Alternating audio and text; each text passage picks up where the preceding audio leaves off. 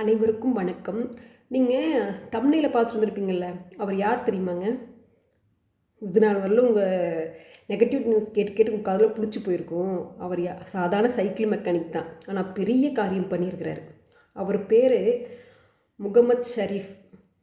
அவர் உத்தரப்பிரதேசத்தில் அயோத்தி அப்படிங்கிற இடத்துல இருக்கிறாரு.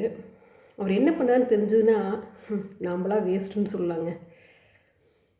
சில வருஷத்துக்கு முன்னாடி, கிட்டத்தட்ட 25 வருஷத்துக்கு முன்னாடி அவருடைய மகன் விபத்தில் இறந்துடுறாங்க. யாருமே அந்த உடலை கண்டுகொள்ளவே இல்லை. இவருக்கும் தெரியல தன் மகன் இறந்தது. சில நாட்களாக தொலைவி பார்த்துருக்கிறாரு, மகனை காணான்னு சொல்லி கடைசியில் கண்டுபிடிக்கிறாரு.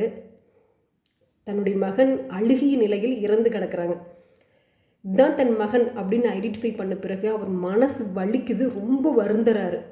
அதுக்கு பிறகு அவர் என்ன முடிவெடுத்தார் தெரியுமாங்க? இந்த மாதிரி நிலைமை யாருக்கும் வரக்கூடாதுன்னு சொல்லிட்டு அதிலிருந்து 25 வருஷமாக எங்கே அனாத உடல் கிடந்தாலும் யாரும் கண்டுகொள்ளாத உடலுக்கு இவர் தன் சொந்த செலவில் இறுதிச்சடங்கு, மாலை மரியாதையோட இறுதிச்சடங்கு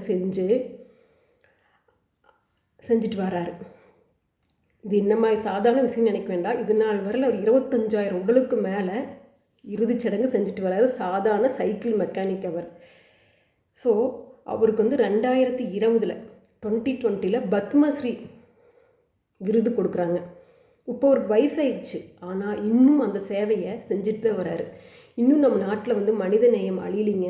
வேற ஒருத்தராக இருந்தால் தன் பையன் உடலை யாரும் கண்டுக்கலன்னு சொல்லி மக்கள் மேலே வெறுப்பு வந்திருக்கும், சமுதாயத்து மேலே வெறுப்பு வந்திருக்கும். ஆனால் அவர் மாற்றா இந்த நிலைமை, தம் பையனுக்கு வந்த நிலைமை யாருக்கும் வரக்கூடாதுன்னு சொல்லி அவர் யாரும் கண்டுகொள்ளாத உடலை அவர் எடுத்து தந்தையா தாயா அந்த உடலுக்கு இறுதி சடங்கு செஞ்சுட்டு வர்றாரு. இன்னும் செஞ்சுட்டு தாங்க வர்றாரு. இன்னும் அவர் உயிரோடு தான் இருக்கிறார். அவர் ரியல் ஹீரோ தாங்க. உங்களுக்கு அவர் பிடிச்சிருந்துச்சுன்னா அவருக்கு க்ரீன் ஹார்ட் கொடுங்க, லைக் கொடுங்க. ஸோ இன்னும் மனிதநேயம் அழியவில்லை. நம்ம சேனல் இனிமேல் பாசிட்டிவ் நியூஸ் மட்டும் சொல்லலான்ட்டு இருக்கிறேங்க.